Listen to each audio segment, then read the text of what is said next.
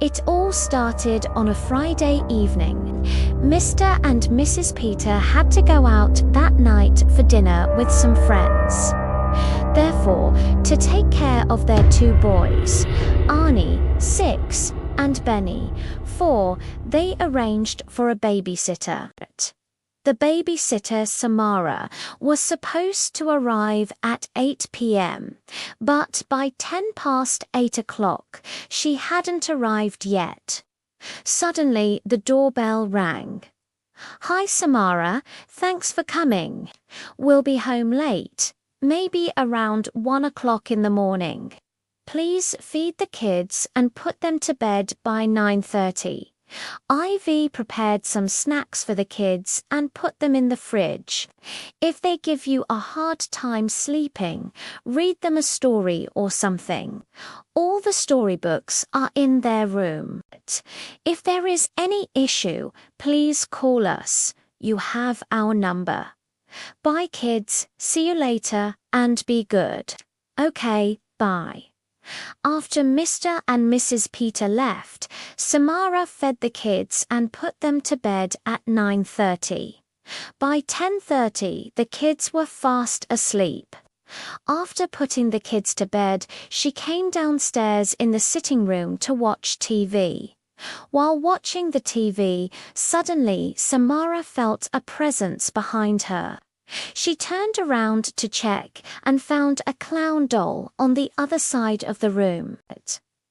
It was unsettling to find something like that in the room.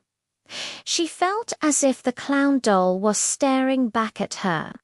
But then she reminded herself that was just a doll. It's very late at night and I'm sitting in this room all alone. Maybe that's why I'm having all these creepy feelings. After dismissing these thoughts, she continued watching TV. To calm herself, after a while, she heard someone breathing heavily. This terrified her and she muted the TV. But there was dead silence. It was quiet throughout the house. Also, there was no sound coming from the kids' room. Then she turned up the volume of the TV again, thinking it was all in her mind. While watching TV, she had the feeling of eyes burning in the back of her skull. She felt that the doll was continuously watching her. A chill went down her spine. It was getting creepier and creepier. Eventually, she got sick of all these feelings and decided to move the doll into another room. After moving the doll to another room, she came back to the sitting room and continued watching TV. Now, Samara was feeling very relaxed and comfortable. All those creepy feelings that she was experiencing because of the doll were gone. After a short while, Samara's phone rang. It was Mrs. Peter calling.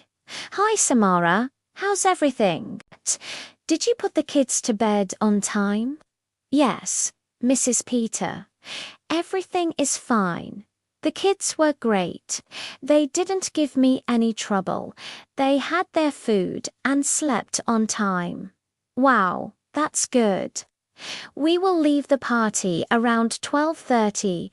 Let us know if there is anything you need. See you then." "1 minute, Mrs. Peter. I wanted to tell you something. Sorry, it sounds a bit silly. Your clown doll that was in the sitting room, I have moved it into another room. I don't know it. I was feeling a little uncomfortable watching TV with it being in the room. I thought I'd tell you if that's okay, Samara. We don't have any clown doll in our sitting room." "What are you talking about? I'm sorry. I must be going crazy. I'm so sorry." No, it's okay. I think I better get some rest. Bye, Mrs. Peter. Okay. Bye." After hanging up the phone, Samara was shocked. She was not going crazy. There was definitely a doll in the sitting room. She was sure about it. Was Mrs. Peter hiding something from her? Why couldn't she remember seeing a doll when she came in? Or maybe she did see it and just forgot about it. Anyway, she thought it's better not to think too much about it and just sleep. She went upstairs to check on the kids. They were sleeping peacefully. Then she came downstairs and went into the kitchen to make some coffee. As she was drinking her coffee, she was thinking about the doll. "I'm sure there was a doll here," she said to herself.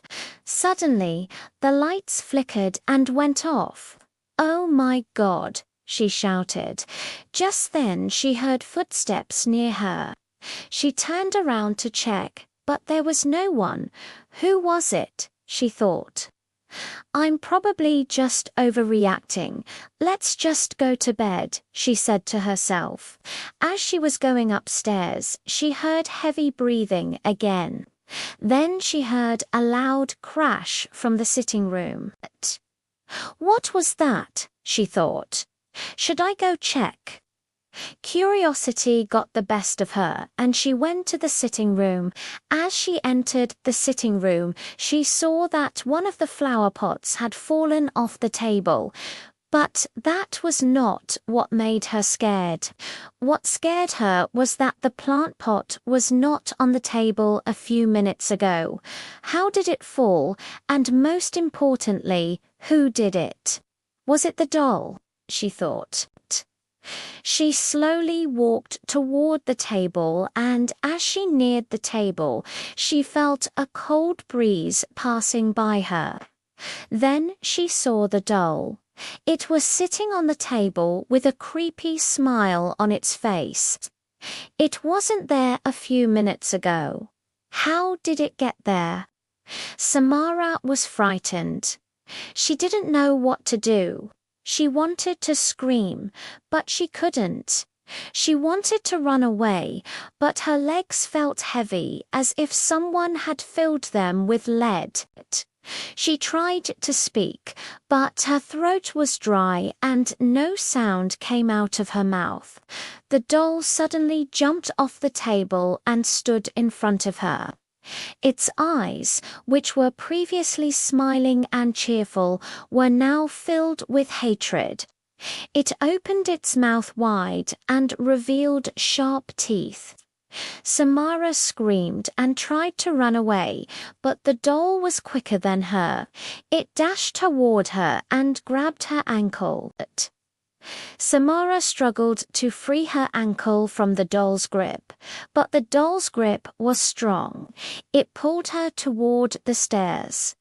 Samara lost her balance and fell down the stairs.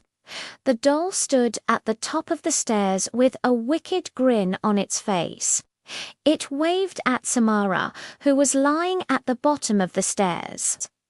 With great difficulty, Samara got up and ran out of the house.